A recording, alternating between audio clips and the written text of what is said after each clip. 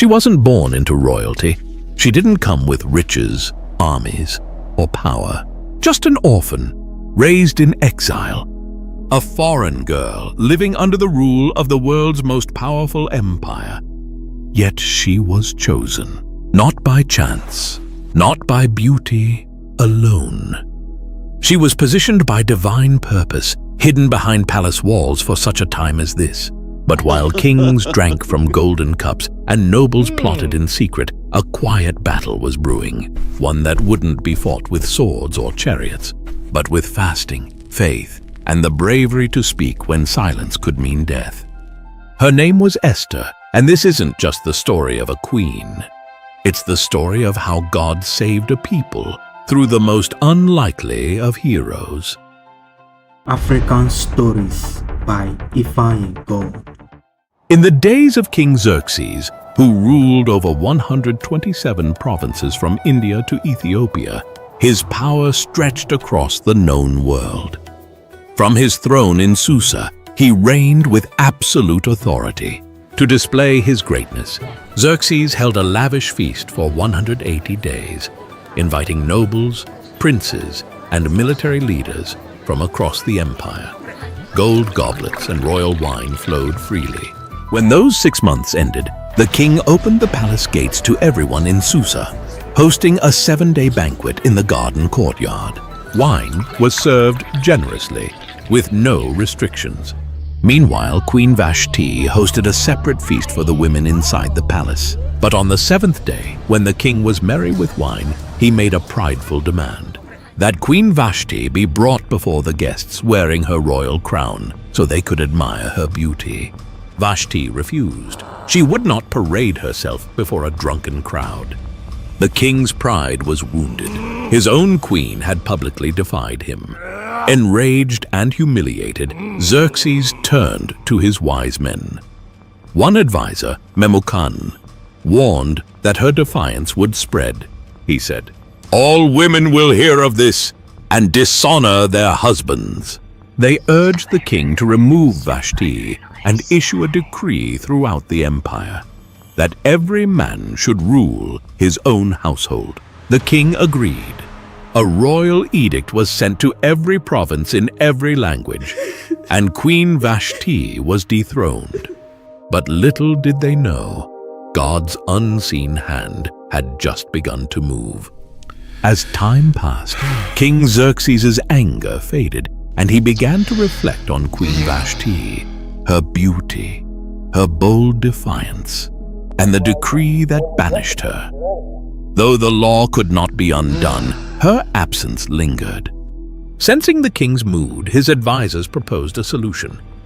Let beautiful young virgins be brought from every province. After beauty treatments, the king can choose a new queen to replace Vashti. The king agreed. Messengers were sent across all 127 provinces, and young women were gathered from every corner of the empire, from India to Ethiopia. Among them was Hadassah, known by her Persian name Esther, a young Jewish orphan raised by her cousin Mordecai, a Jew living in Susa. He had taught her to fear God and keep her identity hidden in a foreign land. Esther was taken to the palace and placed under Haggai, the keeper of the women. Immediately, she stood out, not by demanding luxury, but through humility and grace. God gave her favor in everyone's eyes, especially Haggai's. For 12 months, Esther, like all the women, was prepared for her one appearance before the king. When her time came, she entered the king's presence with quiet dignity and strength. And when Xerxes saw her, he was captivated. The king loved Esther more than all the other women. She won his favor, and he placed the royal crown on her head, making her queen in place of Vashti. A royal banquet was held in her honor, a holiday was proclaimed, and gifts were sent across the empire. But no one knew she was a Jew. No one knew God had just placed his servant in the palace, not to be served, but to stand in the gap for his people. Esther continued to live quietly in the king's house, still following the instructions of Mordecai, just as she had when he raised her as a child. Mordecai, meanwhile, spent his days at the king's gate, a place where the city's business was conducted and where royal officials and servants gathered. Though he was no nobleman, God had placed him there with purpose. One day, as Mordecai sat in his usual place, he overheard something chilling. Two of the king's eunuchs, Bigthan and Teresh, who guarded the entrance to the palace, were speaking in hushed, angry tones. Their voices low but full of resentment, they plotted to assassinate King Xerxes. What they intended was treason, the murder of the most powerful man in the world. Mordecai didn't hesitate. He sent word immediately to Queen Esther, who now had direct access to the king. Esther relayed the warning to Xerxes, clearly stating that the information came from Mordecai. An investigation was launched. The matter was examined thoroughly, and the truth was uncovered. The two guards were guilty. They had indeed conspired against the king, and by Persian law, the punishment for such betrayal was swift and brutal. They were hanged on the gallows. The king's life was spared, but the moment passed without fanfare. Mordecai's role in exposing the plot was recorded in the Book of the Chronicles, a royal record of significant events kept in the king's presence. But strangely, no reward was given, no public honor, no recognition, no title, just a name in a book, quietly inked into the records of the empire. African Stories by God. After some time, King Xerxes promoted Haman the Agagite to the highest rank among his officials. All were ordered to bow to him, but Mordecai refused. Day after day, Haman saw his defiance and burned with anger. When he learned that Mordecai was a Jew, Haman's hatred grew deeper. He didn't just want to punish Mordecai, he wanted to destroy all Jews throughout the empire. Haman cast lots, Purim, to choose the day. Then he approached the king with deceitful words. There is a certain people scattered through your provinces. They live differently and don't follow your laws. It's not in your interest to tolerate them. The king agreed, giving Haman his signet ring. A royal decree was sent to all 127 provinces. On the 13th day of the 12th month, every Jew, young and old, was to be killed. As the couriers spread the message, Susa fell into confusion. Mourning broke out among the Jews. When Mordecai learned of the decree, he tore his clothes, put on sackcloth and ashes, and wept bitterly in the streets of Susa. Across the empire, Jews fasted, mourned, and cried out as their destruction had been sealed. When Esther heard Mordecai was in mourning, she sent a messenger to him to find out why. Through the messenger, Mordecai urged her to go before the king and plead for her people. But Esther was afraid. She replied, "No one may approach the king without being summoned. The penalty is death, unless he holds out the golden scepter. And I haven't been called for 30 days. Mordecai's answer to the messenger was bold. Do not think you will escape in the palace. If you stay silent, deliverance will come from somewhere else, but you and your family will perish. And who knows? Perhaps you were made queen for such a time as this." Esther's fear gave way to faith.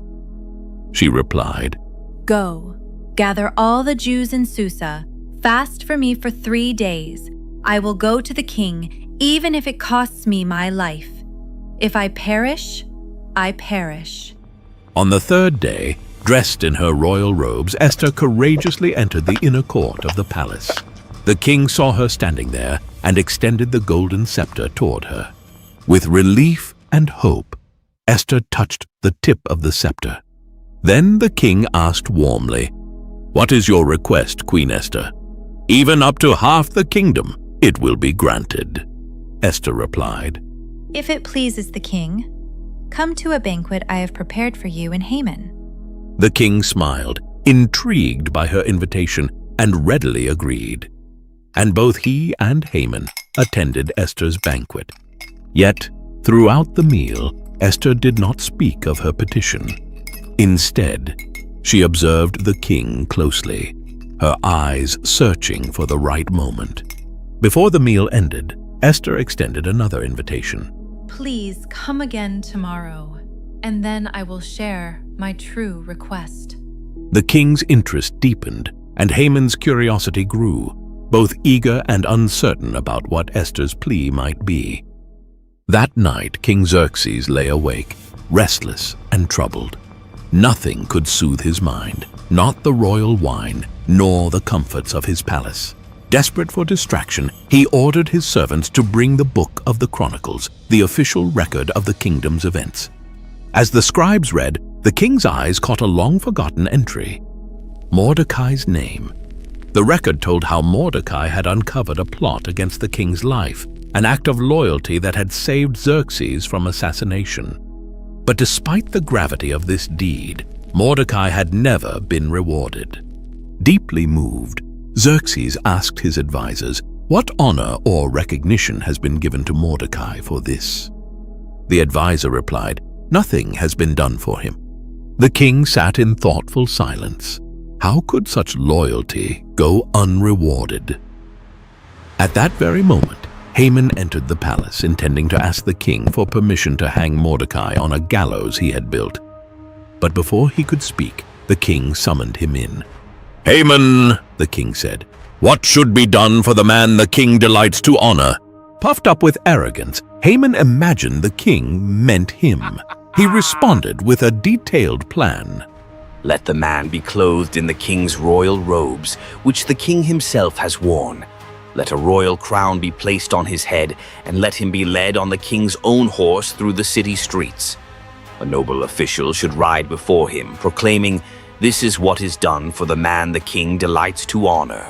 The king smiled and said, "Go at once. Do everything you have suggested for Mordecai the Jew, who sits at the king's gate. Do not neglect anything." Haman's face turned pale, his heart pounding with dread. He was forced to carry out the honor he had planned for himself, but instead it was given to his enemy. Humbled and bitter, Haman led Mordecai through the city streets, proclaiming his honor just as he had described. When he returned home, his spirit was crushed. He told his wife and friends everything that had happened, his anger and humiliation clear. They warned him, "If Mordecai is of Jewish origin, you will not stand against him. You will surely come to ruin." And so Haman's plot to destroy the Jews grew darker, but his pride had already been wounded by the king's unexpected favor toward Mordecai. At the second banquet Esther had prepared, the king and Haman took their seats once again beside the queen. King Xerxes looked at her intently and asked once more, "What is your request, Queen Esther? Speak, for your wish shall be granted, even to half the kingdom." With courage and conviction, Esther spoke her heart. If I have found favor in your sight, O king, and if it pleases you, grant me my life. This is my petition. And spare my people. This is my request. The king's expression shifted, a flash of shock crossing his face. Esther continued, For we have been sold, distressed, I and my people, to be destroyed, killed, and annihilated. Had we merely been sold as slaves and servants, I would have kept silent, for no such distress would justify troubling the king. The king's face darkened in shock and anger. He demanded, "Who is he, and where is the man who would dare do such a thing?" Esther pointed to Haman, saying, The adversary and enemy is this wicked man. Enraged beyond measure, King Xerxes rose and left the banquet hall to cool his fury. Meanwhile, Haman was terrified. Seeing the king's anger and realizing his plot had been exposed, he rushed to beg Esther for mercy. In desperation, he fell on the couch where Esther was reclining. He clung to her, pleading for his life. At that moment, King Xerxes returned suddenly. He saw Haman clinging to Esther and shouted, "Will he even assault the queen while I am in the house?" The king's guards seized Haman, and he was swiftly led away and hanged on the very gallows he had prepared for Mordecai. Thus, The plans of the wicked were overturned in a single moment, and justice was served. After Haman was hanged, King Xerxes gave his entire estate to Queen Esther. She, in turn, appointed Mordecai over it. The king also removed his signet ring, once given to Haman, and placed it on Mordecai's hand, giving him royal authority. But the danger wasn't over. Though Haman was dead, his decree remained law. In Persia, a royal edict sealed with the king's ring could not be revoked, not even by the king himself. The day of destruction against the Jews still loomed on the calendar, the 13th day of the 12th month. So Esther once again approached the king. This time not for her life, but for the life of her people. How can I bear to see disaster fall on my people? She pleaded. King Xerxes granted permission for a new decree to be written, one that would counter the first. Mordecai quickly summoned the royal scribes and wrote in the king's name, "The Jews in every city have the right to assemble and defend themselves. They may destroy anyone who attacks them and take their enemies' goods if needed." This decree was sent out swiftly to all 127 provinces in every language, sealed with the king's ring. As it spread, hope was revived. Where there had been mourning, now there was light and gladness. On the appointed day, the Jews stood united across the empire. With royal protection and newfound courage, they rose up and defeated their enemies. In Susa, 800 attackers were struck down, including Haman's 10 sons, notorious men who had stood by their father's wicked plans, who were later hanged at Esther's request. Esther also asked for one more day of defense in Susa, and the king granted it. Across the empire, 75,000 enemies were defeated. Yet again, the Jews took no plunder. Their fight was for survival, not gain. It was not a day of greed. It was a day of justice. When the battle was over, the people rested, and what began as a day of dread became a day of victory and celebration. To remember their deliverance, the Jews established a yearly celebration called Purim, named after the lots Haman had cast to plan their destruction, now a symbol of God's reversal. Every year on the 14th and 15th of Adar, they would feast, rejoice, send gifts to one another, and give generously to the poor. A day that was once marked for death became a day of life. Mordecai was honored throughout the empire, clothed in royal blue and white, second only to King Xerxes. But it wasn't his power that made him great. It was his heart. He sought the good of his people and spoke peace and truth to all. And though God's name is never mentioned in the entire book of Esther, his fingerprints are everywhere. In every twist, every risk, every rescue. What was meant for destruction, God used for salvation. The story of Esther reminds us, even when God seems silent, he is never absent. Even when the odds are against us, he is already at work. Perhaps you too are where you are for such a time as this, not by accident, not unseen, but chosen, positioned, and called. Because the God who reversed the fate of a nation still writes stories of redemption today, and yours could be next. African Stories by Ifeanyi God.